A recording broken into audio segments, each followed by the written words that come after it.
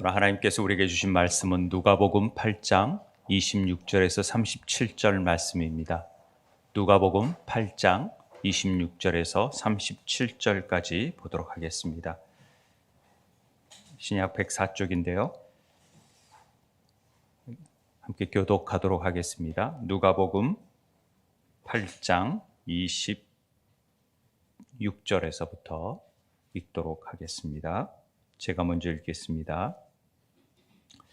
그들이 갈릴리 맞은편 거라사인의 땅에 이르러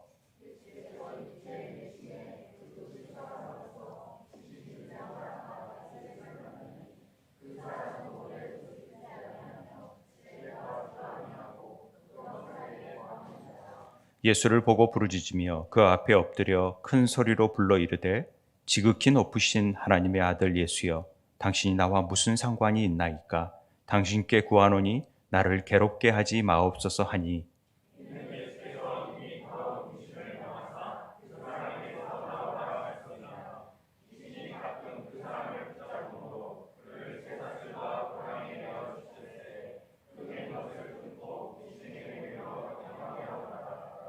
예수께서 내 이름이 무엇이냐 물으신지요 이르되 군대라 하니 이는 많은 귀신이 들렸음이라.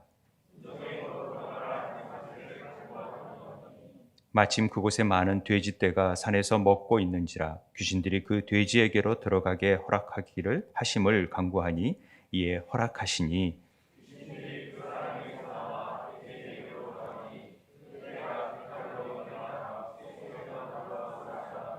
치던 자들이 그 이루어진 일을 보고 도망하여 성내와 마을에 알리니,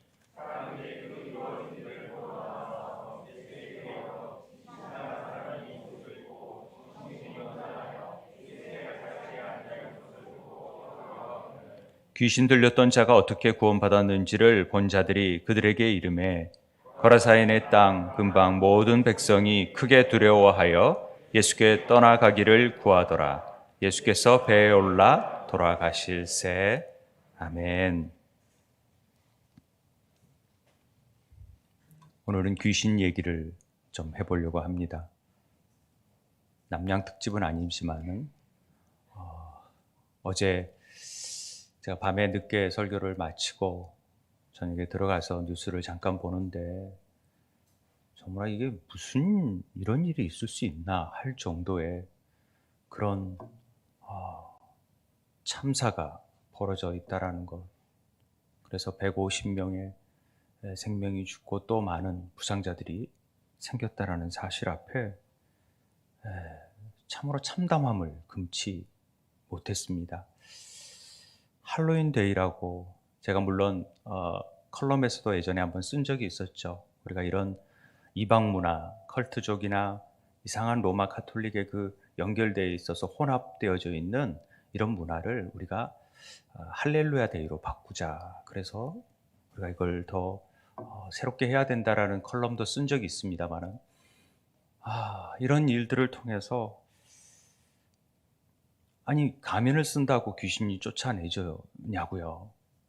너무나도 이 성경적이지 않는 일들을 우리가 본의 아니게 아무렇지도 않게 받아들이고 있다라는 것 자체도 참 안타까운데, 이런 일들을 통해서 귀한 생명이 이렇게 잃어버린 사실 앞에 오늘 귀신의 실체에 대한 부분과 예수님께서 왜 이 땅에 오셨는지에 대한 부분들을 함께 생각해보고 나누어 보는 시간을 갖도록 합니다. 예수님께서 이 땅에 오셔서 많은 사역 가운데 많은 귀신을 쫓아낸 사건들이 많이 있었습니다. 많은 귀신을 쫓아내셨죠. 그런데 요한 1서에 보면은 죄를 짓는 자마다 마귀에게 속하나니 마귀는 처음부터 범죄함이라 하나님의 아들이 나타나신 것은 마귀의 일을 멸하러 하심이라고 말씀하고 있습니다. 우리는 성경을 믿고 있기 때문에 어느 정도 귀신을 인정하고 있습니다. 인정하지 않는 사람도 간혹 볼 수 있습니다만은 대체로 우리가 영혼이 있는 자들에게는 이 영이 있다라는 존재, 보이지 않는 영이 있다라는 것에 대한 부분을 인정하지 아니할 수 없습니다. 성경을 볼 때 특별히 복음서의 내용에서 몇몇 사건들이 등장을 합니다. 그런데 그런 사건들은요, 우리를 통하여서 하나님께서 그 짧은 3년의 공생의 동안에 많은 일들을 행할 수 없지만 이런 일을 통하여서 너희 안에 하나님 나라에 이를 수 있는 길을 가르쳐 주고 싶고 하나님 나라를 소개하고 싶다라는 얘기를 하고 계신다라는 것이지요. 그래서 우리는 성경의 등장인물을 통해서 보이지 않는 영적 상태를 우리를 점검할 수 있는 하나의 대역 배우들을 통하여 우리는 우리 상태를 볼 수 있어야 한다라는 것이죠. 그러니까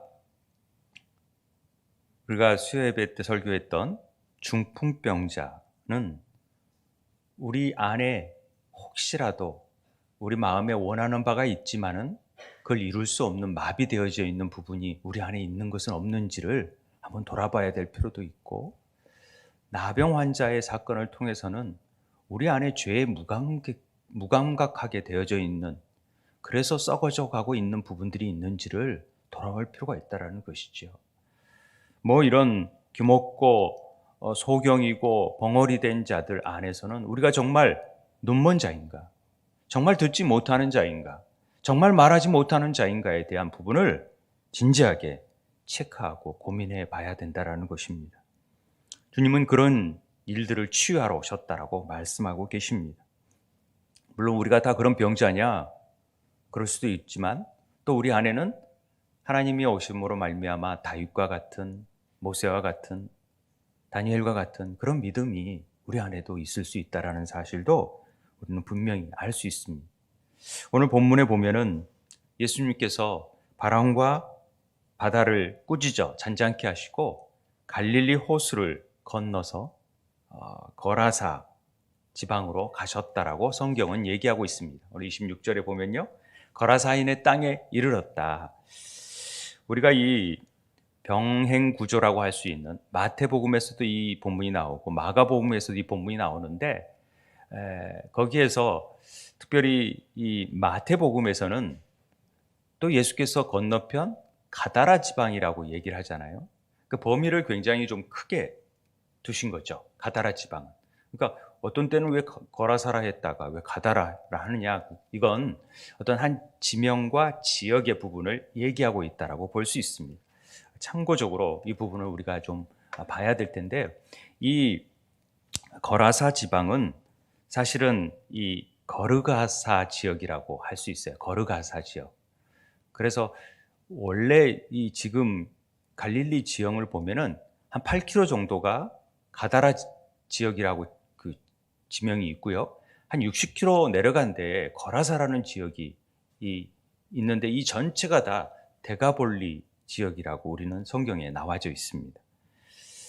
그래서 지금 그 위치가 왜 마태는 가다라 지방이라 그러고 마가 누가는 이방인들을 위해 썼잖아요. 마태는 유대인들을 위해 썼고, 그렇기 때문에 유대인들에게 이 가다라 지방에 대한 부분을 확장시켜서 유대인들에게 지금 이 지역이 이방 지역에 대한 부분을 사역을 하고 계시다라는 것을 알려줄 필요가 있었고, 거라사 지방에 대해서는 특별히 이 지역이 다른 지역에는 그 계곡이 없고 물로 들어갈 수 없는데, 돼지가 침몰할 수 있는 지역이 없는데, 거기 비탈진 지역에는 이따 사진을 보여주겠지만 있다라는 사실을 여러분들이 참고로 알고 가면 좋겠습니다.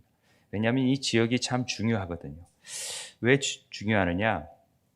이 데카폴리스, 데카볼리라는 말은 사실은 이 데가볼리 지역이 굉장히 넓잖아요. 사마리아 지역이 있고 이두메 지역이 있고 베니게 지역이 있는데, 이 데가볼리 지역은 황제를 숭상하는 10개의 아주 중요한 도시들이 있었어요. 그 일일이 뭐 나열하기는 그렇지만, 그래서 데카라는 말이 10이라는 뜻 아닙니까? 데카메론 하듯이 헬라어로 10이라는 뜻인데, 폴리스라는 말은 도시라는 뜻이에요. 그래서 데카폴리스인데 이제 우리 말로 하다 보니까 데가볼리라는 말을 쓰는 거죠. 그러니까 10개의 도시 안에 신전들이 있었어요. 그 신전들은 황제를 숭상하기 위해서, 또 이방 신들을 숭상하기 위해서 굉장히 그 이방의 지역이고 그런 우상이 난무한 도시라는 것, 그 안에 지금 예수님께서 사역하러 가셨다, 이런 것을 염두에 두고 오늘 보시면 됩니다. 27절에 보니까요, 예수께서 육지에 내리심에 그 도시 사람으로서 귀신 들린 자 하나를 만나게 됩니다. 예수님이 가면을 쓰고 무서운 가면을 쓰면 귀신이 도망가는 차원이 아니라는 것이죠. 예수를 만났는데 그가 옷을 입지 아니하고 집에 거하지도 아니하고 무덤 사이에 거했다라고 나와 있습니다. 우리는 여기에서 귀신의 존재에 대해서 한번 진지하게 생각해 볼 필요가 있습니다. 귀신은요, 뒤에 나오듯이 더러운 영입니다. 속임수에 능한 영입니다. 사단은 히브리적인 표현이에요, 많이. 마귀는 헬라어적인 표현으로서 마귀로 번역을 한 거죠. 그러니까 사단, 마귀는 거의 같은 의미이고, 귀신은 등급이 낮은 저급한 수준의 일들을 하는 하수인이라 그럴까요? 등급이 있는데 그렇게 일단 보시면 됩니다. 예전에 다 설명을 했지만은 참고적으로. 그래서 여기서 귀신의 속성이 우리는 알 수가 있는데요. 그 귀신은 더럽고 악한 영이지만은 그들이 우리 안에 들어와서 우리의 영을 지배하고 우리를 조종하는 일들을 하는데, 어떤 일을 하느냐? 옷을 못 입게 한다라는 거죠. 옷을 오래 입지 못하게 한다라는 것을 우리는 볼 수 있습니다. 사람들이 옷을 입지 않으면 당연히 수치심을 느끼는 것이죠. 그렇잖아요. 우리가 발가벗기면은 수치심. 어렸을 때 막 예전에 어른들이 잘못하면 애들을 막, 그런 추행이 없는데 애들 막 벗겨가지고 밖으로 보내고 그랬었어요. 우리 어렸을 때는 막 그런 살벌한 부모님들이 계셨어요. 그런데 그런 수치스러움 죄를 느껴야 되는데 발가벗었는데도 느끼지 못하는 사람이 있어요. 왜냐하면은 양심의 화인 맞아서 이제 죄가 너무나 고질화되어 가지고 자기가 죄를 졌는데도 부끄럽지 여기지 않는 사람들이 있다라는 거죠. 이게 벗었는데도, 자기가 발가벗었는데도 벗은지를 모르는 사람들이 있어요. 발가벗은 임금처럼 그런 거죠. 그러니까 죄 가운데 오래 거하면 이 수치심을 너무 못 느껴요. 이제 너무 거짓말을 많이 하고 도둑질을 많이 한 사람들은 일단 거짓말부터 하니까, 해도 안 했다고 버티니까. 다 정치인들이 그런 건 아니지만 대부분의 정치인들이 무조건 안 했다고 보잖아요, 증거가 나오기 전에는. 제가 다른 데로 가면 안 되는데, 요한계시록에 보면은 우리는 부자고 부유하고 부족한 것이 없다라고 여기는 사람들이 많아요. 그런데 실제적으로 보면은 굉장히 가난하고 눈멀었고 발가벗어 있는 것을 알지 못하는 부분들이 많아요. 라오디게아 교회 교인들이 그런 교인들이 많았었잖아요. 우리 모습 속에서 그런 모습이 있는지 봐야 돼요. 정말로 발가벗어 놓고도 아무런 수치심을 못 느끼면서 생활하는 사람들이 있거든요. 안타까운 일이지요. 예수님은 우리가 아시겠지만 아담이 선악과를 먹으면서 제일 먼저 느낀 게 이 발가벗음을 느낀 거예요. 우리는 그렇게 느끼게 되어 있어요. 그리고 무화과 나뭇잎으로 가리잖아요. 그러한 인류의 모습, 하나님을 떠난 타락의 절정에 이른 모습이 그런 모습이거든요. 발가벗고 부끄러움을 느껴야 되거든요. 그런데 그러지 못하다. 이건 참 문제죠. 예수님께서 십자가에서, 여러분 우리 성화나 영화를 보면은 예수님이 그래도 뭔가를 가리고 있잖아요. 그런데 정확하게 성경을 읽어보면 겉옷과 속옷을 다, 겉옷은 제비뽑기하고 속옷도 취해가 버려요. 다 벗겨버리는 거죠. 그 벗겨버림으로 인해서 우리의 수치를 드러내는 것 같지만 우리의 수치를 그대로 안고 가신 거, 십자가에서. 이 부분을 우리가 놓치지 말아야 돼요. 우리의 수치를 다 감당하신 것이죠. 두 번째 특징은 그가 무덤 사이에 머문다 그랬잖아요. 무덤 사이에. 무덤 사이에 거한다. 오래 입지 않고 집에 거해야 되는데 무덤 사이에 거한다. 우리는 무덤을 공동묘지처럼 생각하는 경향이 있어요. 그런데 유대인들의 무덤은 오히려 동굴이라고 보시면 돼요. 그러니까 가난한 사람들은 동굴에서도 살았거든요. 집을 짓지 못하고.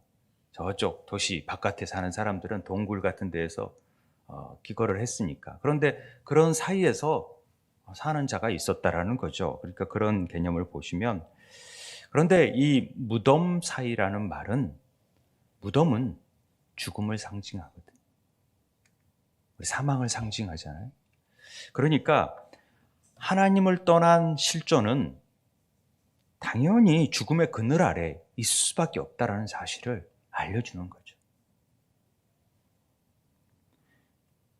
비록 남을 이기고 막 힘을 세가지고 쇠사슬 끊고 막 가서 자유대로 막 어느 곳든지 마음대로 다니는, 나는 자유로운 인간이다라고 생각할지 모르겠습니다. 그러나 사실은 죽음과 마귀의 노예가 되어져서 죽음의 그늘 아래 살고 있다는 것을 우리는 잊지 말아야 돼요.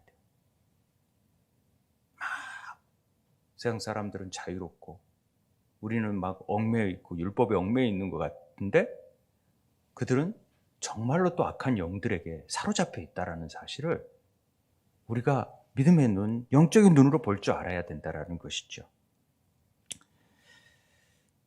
하나님으로부터 독립해서 자유를 얻은 것 같고 힘이 센 것 같고, 그런데 실제적으로는 사단이 사로잡혀 있는 거예요. 집에도 거하지 못하고 죽음의 상징 속에서 살아갈 수밖에 없는 존재들이라는 사실을 분명히 알아야 됩니다. 또 어떤 특징이 있느냐? 29절에 미리 보면은 그 뒷부분 가로친 부분이 나오죠. 귀신이 가끔 그 사람을 붙잡으면 그를 쇠사슬과 고랑에 매어 지켰을 때 그 맨 것을 끊어버리고 귀신에게 몰려 광야로 나갔더라. 자꾸만 광야, 물 없는 곳으로 우리를 인도해요. 물은 뭐예요? 성경에 맴이라는 글자는 물이라는 글자지만은 이미지지만은 말씀이라고 그랬잖아요. 말씀이 없는 곳으로 자꾸 우리를 인도하는 거죠. 그러니까 이 쇠사슬과 고랑을 메어둬야 되는데, 그 쇠사슬과 고랑은 어떤 의미를 주냐면은 늘 우리는 하나님의 율법과 계명 안에서 우리를 하나님께서 늘 그 안에서 메어두게 되기로, 우리의 인간의 혈기와 그 귀신들이 할 수 있는 그 본성들을 제어하기 위해서 하나님의 명령과 율법, 계명을 통해서 메어두길 원해요. 그런데 우리는 어떤 마음, 이게 너무나 속박스러운 거죠. 그러니까 하나님 나 은혜 받았으니까 은혜로 구원받았는데 뭘 율법을 지킬 필요가 있어 라고 생각하는 자체는 은혜의 책임을 모르고 행하는 일이라는 것이죠. 구원으로, 어떠한 행위로가 아니라 구원으로 우리는 은혜를 받지만 그 은혜를 받은 자들에게는 반드시 책임이 따른다는 사실을 간과해버리면, 그래서 우리는 율법을 지키고 계명을 지켜야만이 예수님의 참된 제자가 되어질 수 있다는 사실을 약화시켜버리는 겁니다. 사단의 전략이죠. 자꾸만 끊어버리게 만들어줘. 그거 지킬 필요 없어. 이제는 우리 은혜로 된 거야. 이렇게 생각하는 사람들이 있다라는 것입니다. 그래서 예수를 믿는다라는 어설픈 생각들은 율법의 사슬을 무력화하는 것입니다. 주님이 오신 것은 율법을 더 완성시키러 오신 거거든요. 더 강화시킨 거거든요. 사랑의 율법을 강화시킨 거죠. 근데 귀신들은 이걸 지키지 못하도록 만들어버리고 끊어버리고 다 하나님 말씀 없는 곳으로 가서 자유롭게 살기를 원하는 거죠. 그게 귀신의 역할이라는 것을, 실체라는 것을 우리는 볼 줄 알아야 된다는 것입니다. 네 번째 특징은, 그들이 오늘 본문에도 나오지만은 마가복음 5장 5절에 보면은 무덤 사이에서나 산에서나 늘 소리를 질러요. 이게 소리 지르는 게 그냥 부르짖는 게 아니라 막 소리도 지르고 막 자기 몸을 해치고 있어요. 인간은 본능적으로 자기 스스로를 보호하는 존재들입니다. 그렇잖아요. 그런데 귀신 들린 자가 자기를 자위하는 모습이 있다라는 거죠. 근데 우리가 이거 한번 잘 생각해 볼 필요가 있어요. 오늘 우리들의 모습 가운데, 특별히 믿지 않는 자들의 모습 가운데 왜 이렇게 저는 막 자해를 하고 있을까 하는 모습을 많이 봐요. 왜냐하면 아니, 자기 몸이 막 망가지도록 술을 먹는 사람들이 있어요. 그리고 그게 담배가 안 좋은데 막 계속 연달아 피는 중독 있는 사람이 있어요. 심지어는 마약이 좋지도 않으면서도 그 마약하는 그 순간에 그 쾌감을 느끼고 그것이 살 맛이라고 느끼고 살아가는 존재들이 있다라는 거죠. 안 그렇습니까? 그런 사람들은 자기 몸을 해하는 사람들이에요. 하나님의 성전된 몸을 다 해버리는 거예요. 이게 결과적으로 사단이 주장하는 일이라는 거죠. 야, 즐겨. 이게 뭐 있냐, 인생. 마음껏 즐기라. 그래서 예수 믿고 예수 세례 받기 위해서 제가 술 끊고 담배 끊고 오겠다라는 사람을 주로 보는데 그러면 안 돼요. 예수를 만나면 그게 싫어져요. 주님을 만나야죠. 그래야 이 악한 영들이 떠나게 되는 거니까. 그런 막 자기 몸을 해치는 악한 영들이, 상하게 만드는 영들이 떠나게 되어진다라는 것이죠. 제가 이걸 묵상하다가 좀 더 넓게 우리 그리스도인들은 또 이런 자해하는 일들을 행할 수 있겠구나. 그게 뭐였냐? 바로 우리가 그리스도의 몸된 지체잖아요. 그런데 서로를 해하는 경우가 있어요. 우리 그리스도의 몸의 지체면 한쪽 손이 되고 어떤 발이 될 역할을 하고 눈이 될 역할을 하는데 너 왜 그거 못해? 그러면서 한쪽 손을 치는 거예요. 자기 살을 치는 거죠. 그러면 한쪽 팔이 부러졌어요. 그러면 누가 고생하냐면 오른팔이 더 고생해요. 우리가 같은 지체이기 때문에 그 자기 몸을 해하는 거죠. 남을 비난하고 남을 깎아내리고 남을 해치는 것 자체가 곧 이웃사랑이 내 몸같이 사랑해야 되는데 그걸 못하니까 우리가 그렇게 되어질 수 있다는 부분도 이게 사단이 하는 일이구나. 미워하게 하고 분리시키고 막 남을 해하는 일들이 결국 자신을 해하고 있다는 사실을 우리는 염두에 둘 필요가 있다는 사실입니다. 그리고 보면은 늘 소리 지른다고 하잖아요. 이건 하나님으로 분리된, 하나님을 떠난 자들의 그 영혼의 절규라는 사실을 우리는 깨달을 수 있어야 됩니다. 영적으로 깨어있는 사람들은 이 소리를 들을 줄 알아야 돼요. 이 아우성을 들을 줄 알아야 돼요. 이 소리 없는 절규들을 들을 수 있어야 됩니다. 오늘날 복음을 알지 못하고 하나님을 떠난 자들의 많은 영혼들이 사실은 절규하고 있어요. 살려달라고. 나 좀 살려줘. 이러는데 우리는 외면하고 있는지 돌아봐야 된다는 것입니다. 제가 우리 말도 못하는 우리 아이들이 유치원에 맡겨지잖아요. 무료니까. 저는 절규하고 있다고 생각해요. 엄마의 사랑. 엄마의 그 사랑을 더 갈급해요. 라고 절규하고 있는데 그 소리를 우리는 혹시 놓치는 건 아닌지. 초등학생들이요. 어려서 먼 공부, 학원 가고 또 학원 가고. 옛날 우영우라는 드라마 보니까 어린이 해방군의 외침이 있더라고요. 아이들은 지금 당장 놀아야 한다. 아이들은 당장 행복해야 된다. 아이들은 당장 건강해야 된다. 그리고 애들 학원에 있는 것들을 끌고 어디 산에 가서 놀잖아요. 드라마를 안 보시니까 잘 모르지만은 그런 게 있었어요. 그게 이제 법적으로 문제가 돼서 이제 된 건데 아이들이 이렇게 살아야 되거든요. 이런 절규를 외치는데도 듣지 못해요. 그냥 그렇게 하면은 성공할 줄 안다라는 거죠. 아이들의 정체성을 바르게 갖게 하는 것 중요합니다. 저는 거기에다가 가장 중요한 해방군의 어린이 그리스도인 해방군의 역할은 하나님을 제대로 알라는 것이죠. 하나님이 준 정체감을 제대로 알아야 된다라는 얘기를 하고 싶은 것이죠. 우리 기도학교 아이들이요. 선생님, 목사님, 왜 교회 다니는 아이들이 할로윈 데이에 저렇게 같이 참여하고 그래요? 너무 이상해요.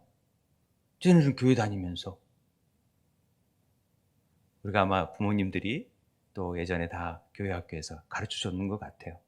귀신에 속아서 사는 문화다라는 것들을 얘기해서. 그런데 왜 교회 다니는, 요즘 애들이 그렇다라는 거죠. 아무런 그런 정체성이 없으니까 아무렇게나 그런 문제를 쉽게 받아들인다라는 것이죠. 다른 친구들이 하니까 나도 한다라는 식으로. 이건 아이들의 외침이라고 생각합니다. 중고등학교 말할 것도 없어요. 청년들이요, 살려달라고 외치고 있어요. 공부에 시달리고 열심히 공부했는데도 취직할 데가 없고, 그래서 집도 못 사고, 그러니까 늘 밖에서 거하고, 그러니까 그냥 에라이 즐기자, 어떻게 해도 난 비전 없다, 이런 삶을 살아가는 우리 청년들의 외침에 대해서도 그 영이 공고함을 우리는 들을 줄 알아야 한다는 것입니다. 제가 실제적으로 경험한 일인데, 고등학교 교사를 했었거든요. 교사를 하는데 수련회 때 한 아이가 막 소리를 지르고 예배드리는 방해하고, 그러니까 선생님들이 저 아이가 귀신 들렸다라고 얘기를 해서 선생님들을 다 불러가지고 막 기도를 했었어요. 그리고 기도하는데 우연찮게 제가 같이 앉았어요. 걔를 잘 몰랐는데 예쁘게 생기고 전교 1, 2등 하는 애래요, 친구들이. 그런데 귀신이 들린 거죠. 약간의 두려운 마음도 있었지만, 야, 너 언제 들어왔어? 그랬더니 자기가 시험 성적을 보고 그때 들어왔다라는 거예요. 절망할 때. 1등 하다가 2등을 했나 봐요.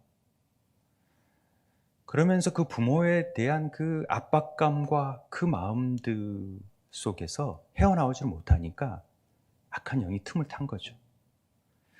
그래가지고 소리 지르고 막 그러면서 막 기도하고 막, 너 나가야 된다, 너 예수 이름으로 명하니 나가라고. 안 나간다고, 나 여기가 너무 좋다고 막 버티고 그렇게 대화를 하면서 저한테는 굉장히 큰 충격이었어요. 그러면서 이제 목회를 하면서 제가 이 죽기 현상을 경험하고, 또 막 대학생인데 옷을 다 벗고 여자가 벗고 다니는 친구를 붙잡고 같이 기도하고 막 그랬던 기억들이 많이 납니다. 아무튼 이 약한 영들이 우리를 속이는 거거든요.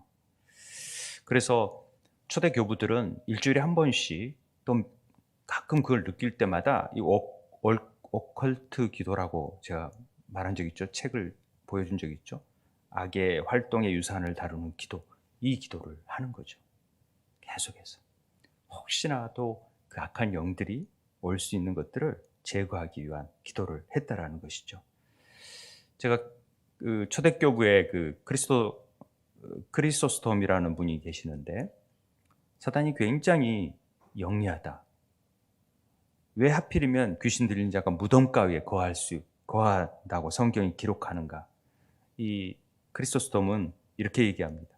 귀신들이 무덤 사이에 거한 것은 죽은 사람의 영혼이 귀신이 된다는 거짓된 견해를 확산시키기 위함이었다.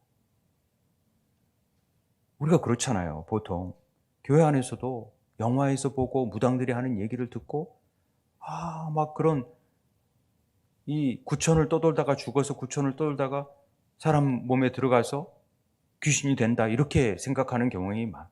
이거 다 속이는 거예요. 악한 영들이 흉내내는 거거든요. 할머니 흉내내고 죽은 사람 흉내를 내는 거죠. 사울이 초원을 통하여서 사무엘의 영을 불러내잖아요. 이건요, 악한 영들이 속임수예요. 그런데 뭐 사무엘 같은 하나님의 영이 그런 무당들이 불러낸다고 오겠습니까? 절대 그럴 수 없어요. 그런데 그렇게끔 사울을 속이는 거예요. 영이 분별하지 못하면 속는 거죠. 그러니까 그리스도인들이 막 무당 얘기도 가고 그러잖아요. 아무튼 흔히 예수를 믿는 사람들이 교회에 나오면 완전히 이젠 귀신 들림에서 해방됐다고 생각하는데 천만의 말씀입니다. 여전히 우리가 속사람이 강화되지 못하고 말씀의 진리 안에 서 있지 못하면 옛사람 안에서 늘 사단은 우리를 공략할 수밖에 없거든요. 우리는 공평한 홀이기 때문에 그래요. 그런데 그래서 초대교회에서는 세례 받기 전에 반드시 3년 동안 말씀으로 늘 완전한 삶의 변화를 가져오도록 해요. 그리고 마지막에 하는 내용이 그 악한 견고한 진들을 깨는 귀신을 쫓아내는 일을 해요. 그래야 세례를 받게끔 했다라는, 초대교회의 길을 묻다라는 책을 보면은 나오는 내용입니다. 요즘은 안 그렇잖아요.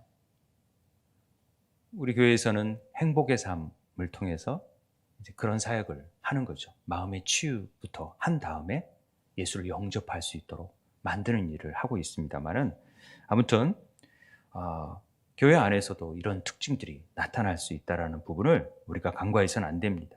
그래서 우리는 진리 안에서 계속 자라가야 되고, 끊임없이 말씀 앞에 서야 되고, 십자가 앞으로 우리 자신을 내어놓고 나의 옛사람을 죽이는, 그래서 새 사람으로 살아나는 부활의 감격을 경험하는 삶이 돼야지만이 우리가 이 사단의 괴계에서 분별하고 나아갈 수 있게 되는 것입니다.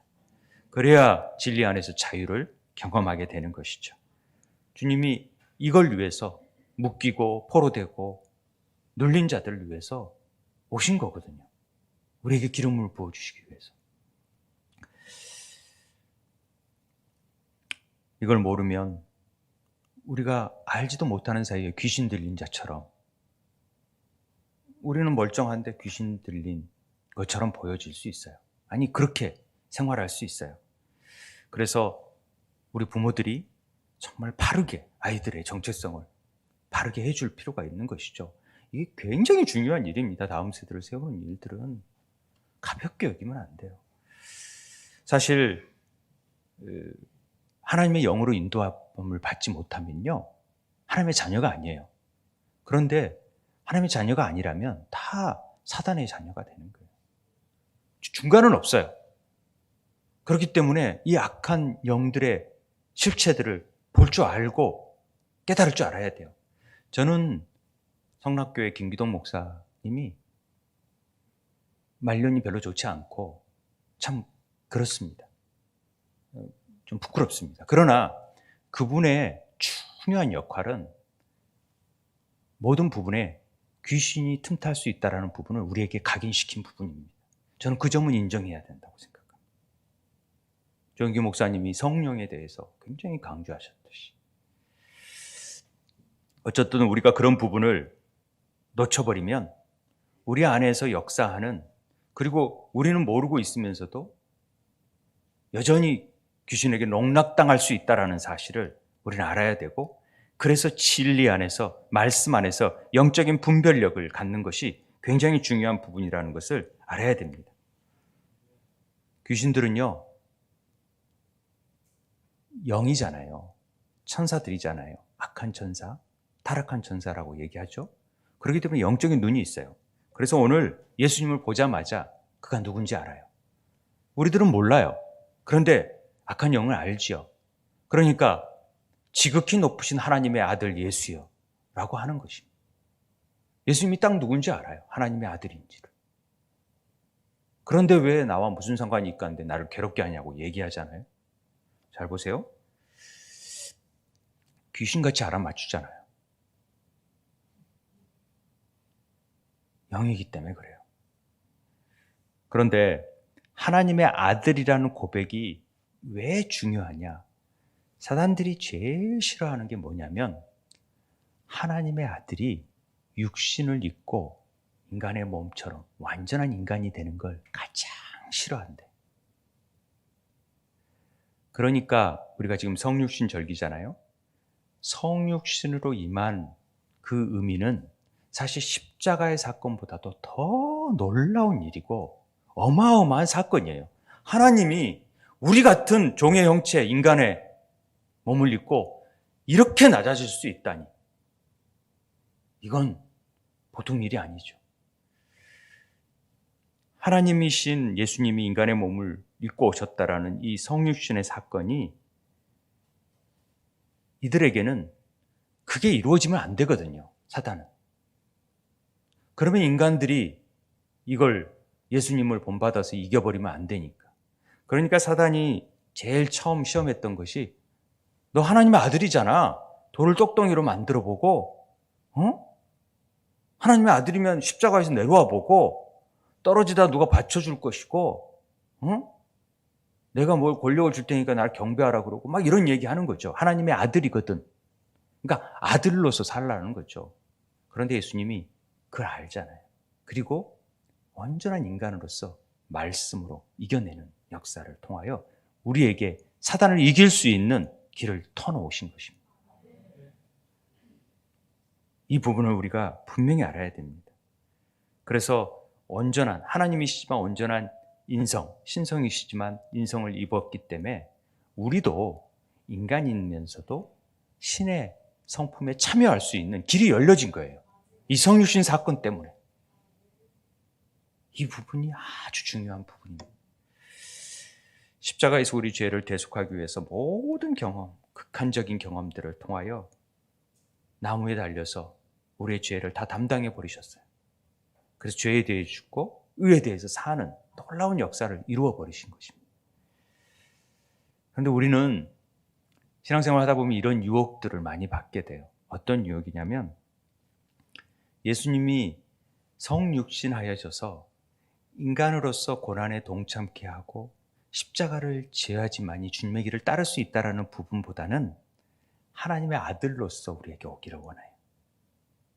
그래서 늘 하나님 그냥 십자가 지지 마시고 그냥 내려오셔서 다다다다다다다 괴롭히는 자들 다 없애주세요. 저런 히틀러, 김정은 뭐 이런 사람들, 악한 사람들 하나님 빨리 없애져 버리세요. 그리고 제게 필요한 것들 빨리 주세요.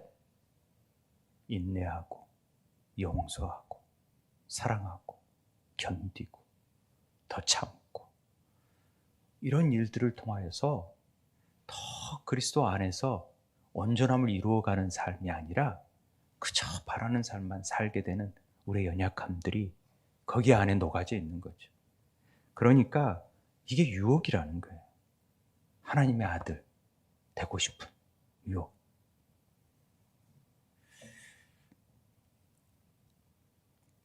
그래서 우리 안에서 진정으로 우리가 행해야 될 게 뭔지 막 능력받고 막 사람들에게 나타내고 싶고 그런 것보다는 조금씩 신의 성품에 참여하기 위해서 한 걸음 한 걸음 말씀 앞에 다가가고 기도를 통해서 나의 자아를 죽이는 일들이 얼마나 중요한 일인지 모릅니다.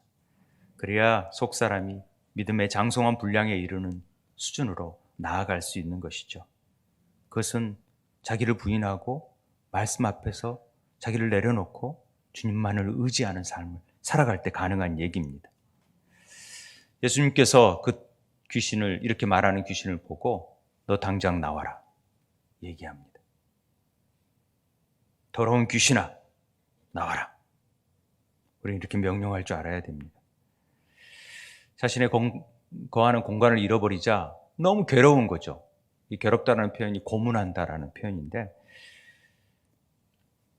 우리 삶 속에 정말 귀신 들려지지 않는 것처럼 보여지잖아요. 우리 자녀들 아무렇지 않은 것처럼 보여지잖아요. 그런데 숨어 있을 수 있거든요. 몰래 잔입해 들어와 있을 수 있거든요. 매체를 통하여 들어올 수 있고 축제를 통하여 들어올 수 있고 여러 가지 상황을 통해서 들어올 수 있거든요. 상처를 통해 들어올 수 있고. 그런데 이때 하나님의 말씀이 그것을 분별해내요. 혼과 영과 관절을 찔러서 그것들을 구별해내서 성령의 검으로 잘라내는 일을 해줘야 이겨낼 수 있어요. 우리 아이들 학교에 돌아오면 그것부터 해야 돼요. 일일이 점검하면서 칼로 덜어낼 수 있는 일들을 행할 수 있어야 그게 아이들 때를 씻는 거죠. 그런데 그럴 수 없으면 참 어렵죠. 기독학교 보내야 된다는 얘기입니다. 그런데 정말로 우리가 말씀 읽고 찬양하고 기도하면요, 떠나게 되어 있어요. 성령이 임하면 견디질 못해요, 귀신이. 어두움은 빛이 비추어지면은 결코 살아남을 수 없어요. 그렇기 때문에 떠나지 않고는 견딜 수 없는 거예요. 그러니까 찬양하는 걸 막 좋아해요.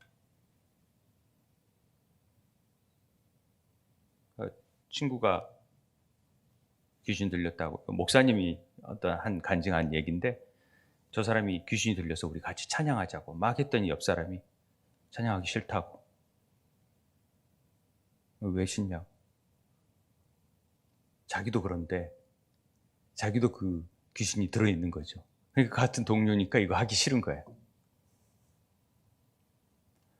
깜짝 놀랐대요. 그런 얘기가 있듯이 자관, 어둠의 세력이 우리 안에 깃들고 있다는 생각을 가지고 늘 우리는 기도할 줄 알아요. 더러운 귀신아, 악하고 음란한 영아, 정말 거짓된 영아, 내 몸을 떠나라.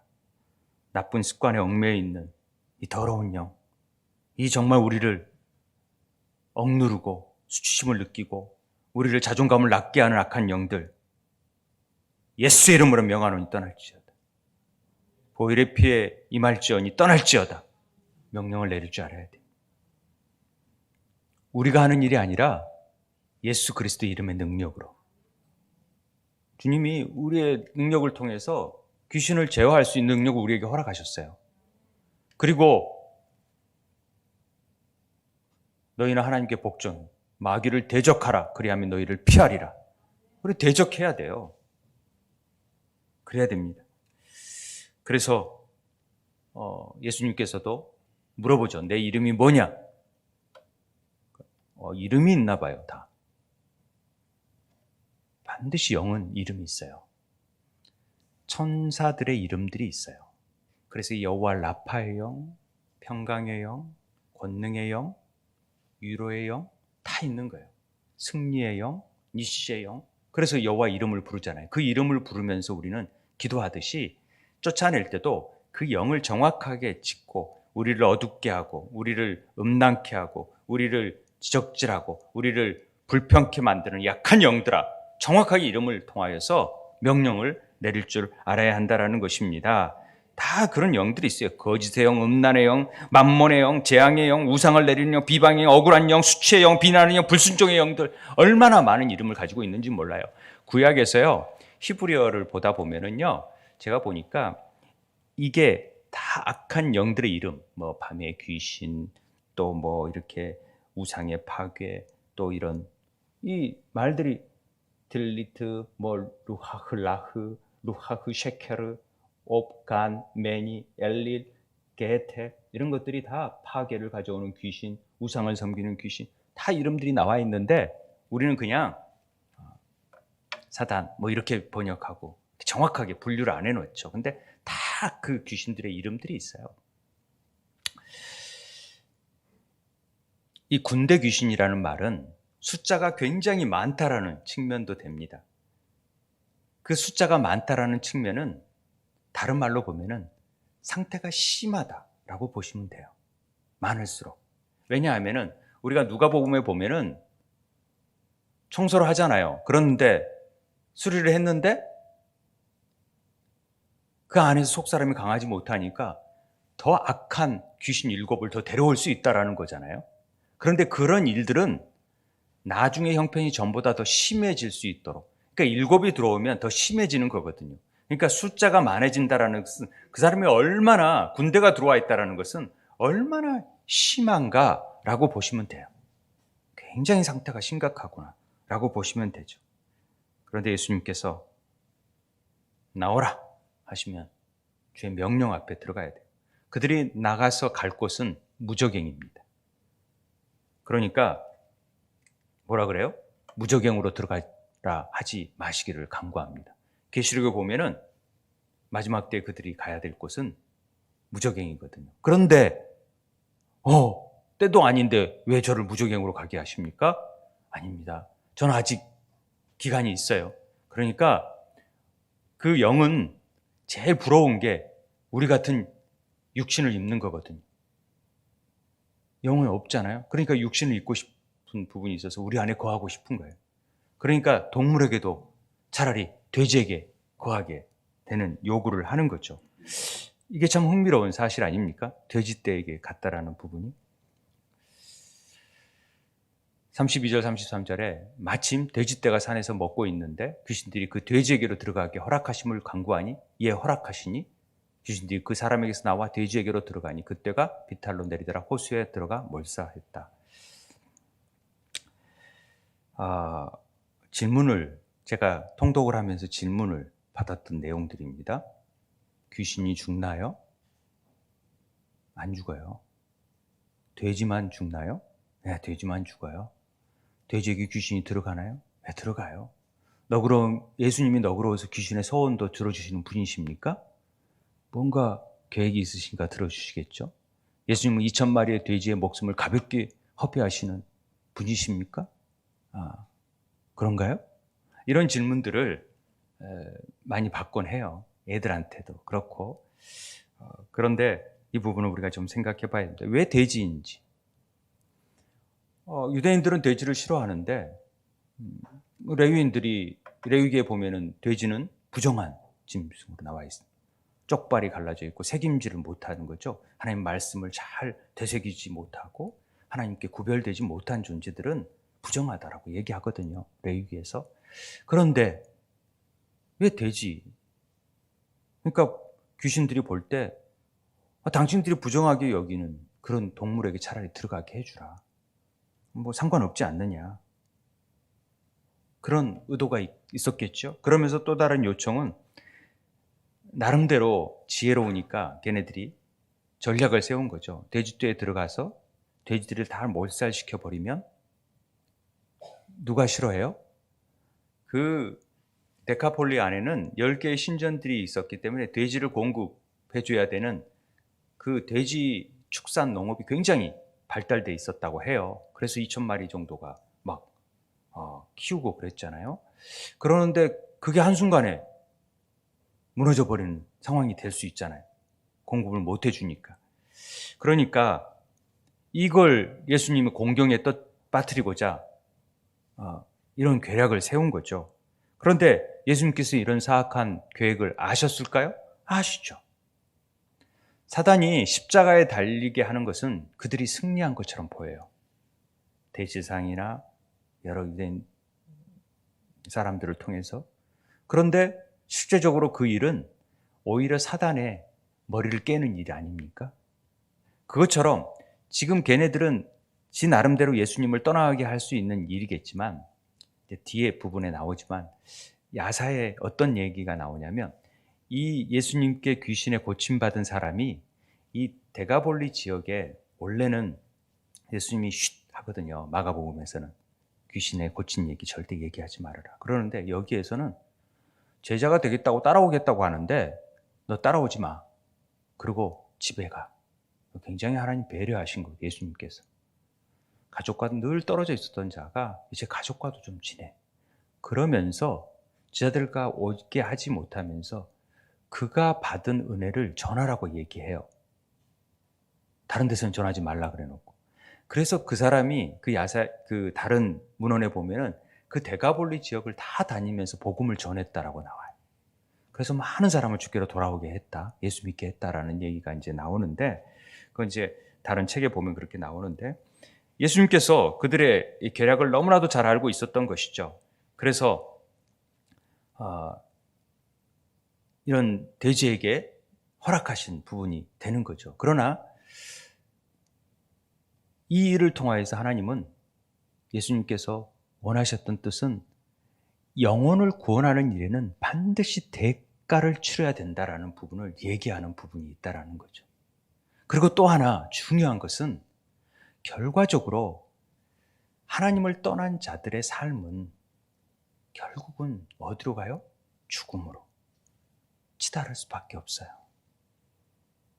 그러니까 동물들이 몰사하는 경우 이번에도 이태원에 그 앞에 떨어졌는데도 밀려오는 거잖아요, 사람들이. 누가 그렇게 됐거나 어쩌겠든 흥분해가지고 막 밀려오는 거거든요. 밟히고 사람들이 나 다쳐 그런데도 소리가 없이 막 밀려오는 거예요. 뭐 연예인들을 본다고 오거든요. 축구 경기장에서 그렇고 메카에서도 수만 명, 2천 명이 죽은 경우도 있었잖아요. 메카 성지순례 한다고. 이런 일들이 생기는 거죠. 모르는 거예요. 막 앰뷸런스가 오는데 막 사람들이 춤추고 막 모르는 거예요. 한 사람이 다치고 죽음으로 향하는데도 모르니까 또 죽음으로 향하고 또 죽음으로 향하고 계속 빠져들어가는 거죠. 몰사되는 것 아닙니까? 그런 게 너무 안타까운 거죠. 세상에 취한 어둠의 존재들에게 종말이 돼지와 같이 되어줄 수 있다. 이처럼 죽음 앞으로 내몰릴 수 있다라는 얘기를 하는 거예요. 사실은 우리 존재들이 그런 존재들이에요. 아버지를 떠난 탕자가 뭘 한지 아세요? 허랑방탕한 삶을 살다가 돼지가 먹는 쥐업 열매도 먹지 못하는 인생으로 전락해요. 그럴 수 있어요. 그런데 아버지 품으로 돌아오면 아들의 주의를 회복하잖아요. 이걸 원하시는 것이죠. 마지막으로 그 예수님에 대한 능력을 행하는 사람들의 모습입니다. 반응? 이걸 보니까 이제 막 저 지역을 제가 사진을 찾아가지고 봤는데 그렇게 막 내몰리는 경사가 있는데 갈릴리 호수 가보시면 이거 볼 수 있어요. 다 몰려가지고 다 죽는 거죠. 치던 자들이 그 이루어진 일을 보고 도망하여 성내와 마을에 알리니 사람들이 그 이루어진 일을 보러 나와서 예수께 이르되 귀신 나간 사람이 옷을 입고 정신이 혼전하여 예수의 발치에 앉아있는 것을 보고 두려워했다. 얘기를 두고 전부 다 느낀 부분이 뭐냐면 사람들이 딱 두 가지 사실이죠. 귀신 들린 사람이 치유된 것을 보았죠. 그리고 하나는 돼지떼가 2,000마리가 몰사한 사실을 본 겁니다. 이 사실을 보고서 이들이 행한 내용이 뭡니까? 예수님이 떠나기를 원하시는 거예요. 여러분, 이건 굉장히 우리가 좀 깊게 생각해 봐야 될 부분입니다. 귀신 들린 사람을 생명을 구원하는 일이 얼마나 귀한 일인데 지금 예수님을 떠나게 하는 일. 왜요? 우리 삶이 그래요. 우리 삶에서는 한 생명을 구원하고 한 영혼이 세워지는 일의 가치를 너무 묵과해요. 그리고 일단 내가 손해보는 일들 생기면 절대 안 하죠. 뭐 헌금을 하라든지 하자는 일들을 하자 그러면 안 해요. 왜? 지금 내 돼지 농업이 그 축산업이 다 망할 위기에 있는데 예수 빨리 제거하는 일이 더 중요하지 영혼 살리는 일이 중요하겠습니까? 그렇게 여기는 거죠, 우리가. 우리 삶이 그렇게 되어질 수 있어요. 우리가 예수를 영접하면 이 지금까지 즐기던 죄의 습관이나 우리의 수입들이나 포기해야 될 것들이 있잖아요. 그것들이 두려운 거예요. 주일에도 그렇고 수입을 얻는 부분에 있고 산업이 망하게 되는 것이 두려운 거죠. 그러니까 그 이럴 것 때문에 예수 안 믿는 사람 많아요. 나 주일날 골프 치러 가고 즐겨야 되는데 어떻게 교회 나가면 그거 못하니까 나 못해. 정말 자기가 잃어버릴 것들만 생각하지 더 풍성히 얻을 것들은 생각지 못하는 거죠. 이게 안타까운 거죠. 2000년 전에 예수님이 오시면서 바리새인들이 그들의 어떤 종교 사업 자체가 붕괴되니까 예수님을 죽이잖아요. 똑같은 일들을 우리가 행해요. 안타까운 일이죠. 우리가 한 생명을 구원하는 일보다 우리에게 유익을 주는 일이 없다는 사실을 깨닫고 우리가 유익을 구하는 일들을 좀 내려놨으면 좋겠어요. 그리고 그걸 하면은요, 우리가 더 복을 받게 돼 있어요. 그런데 이건 나랑 상관없는 일이니까 별로 일 안 쓰고 나는 내 일만 열심히 하겠다고 생각하면은 오산이죠. 자, 마무리할게요. 오늘 우리 자신을 좀 점검했으면 좋겠습니다. 진정 옛사람에 혹시 사로잡힌 부분들이 있는 건지, 내가 정말 한 생명을 구원하는 일에 가치를 잃어버리고 두려워하고 떠나기를 바라는 삶은 아닌지, 오늘 그런 은혜가 하나님을 더 믿음으로 말미암아 주님이 주시는 우리 안에 참된 평안과 기쁨, 더 풍성한 은혜가 무엇인지를 깨닫는 복된 은혜가 있게 되길 바랍니다. 우리 함께 기도했으면 좋겠어요. 우리를 사로잡고 있는 악한 영들이 있다면 이 시간 예수 이름으로 선포하시고, 특별히 우리 자녀들에게 이런 악한 영들이 없도록 다 제거되어 볼 수 있도록 하나님, 우리 함께 기도했으면 좋겠습니다. 기도하겠습니다.